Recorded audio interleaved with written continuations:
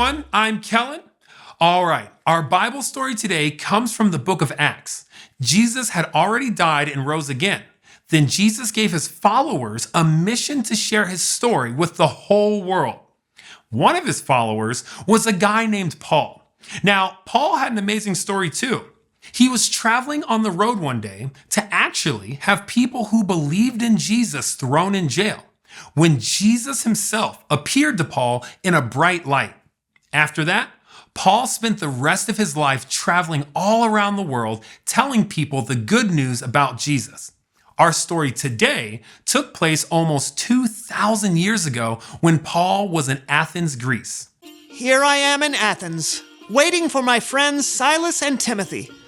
Where are they? Look at all these statues made to different gods.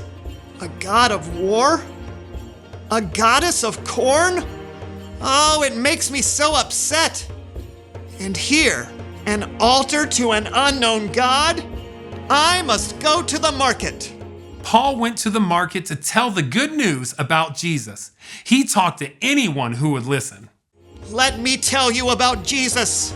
He was God's son, and although he died, God raised him from the dead. What is this fellow chattering about? Seems he's talking about gods we've never even heard about. We must get him to the Areopagus. Athens was a place where people came from all over to discuss new ideas. The Areopagus was one of those places where this happened. Now, Paul was taken to the Areopagus and the people had questions. What is this new teaching you're giving us? You have some strange ideas we've never heard before. We would like to know what they mean. People of Athens, I see that you are very religious in every way. As I walked around, I looked at the things you worship. I found an altar to an unknown god. So you don't know what you're worshiping? Now I'm going to tell you about this unknown god. We're listening. In Athens, there were statues to all different kinds of gods. Paul could have just been angry about this, but instead, he found an opportunity to tell the Athenians the story of the creator of the universe, the one true God. He is the God who made the world and everything in it. He doesn't live in temples made by human hands. He's not served by human hands. The God I'm telling you about today gives life and breath to all people. Paul told them that God made people all over the world, and he decided where they would live. Then Paul said, God did this so that people would seek him, and perhaps they would reach out for him and find him. They would find him even though he is not far from any of us. In him we live and move and exist. As some of your own poets have also said, we are his children. Yes, we are God's children. Many people thought of God as someone that was distant, separate, someone that was different and to be feared. But Paul was telling them about the God that we know, a God who loves us so much that we're treated and cared for like we are God's children. So we shouldn't think that God is made out of silver or gold or stone.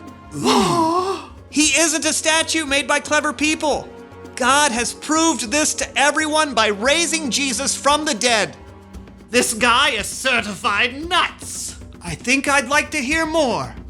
After Paul had given his sermon and told the people about Jesus, some people made fun of him. But others continued to listen and ask questions, and guess what? Some even became followers of Jesus. All this happened because Paul was willing to go where the Lord sent him. There are a lot of stories in the Bible about Jesus' disciples being willing to go somewhere for Jesus. They moved where Jesus was leading them. Sometimes that was around the world, and sometimes it was right there in their own town or cities. Sometimes they were asked to move into uncomfortable or difficult situations, but they were never alone. And here's the incredible part. If you're a follower of Jesus, you're a part of that same story.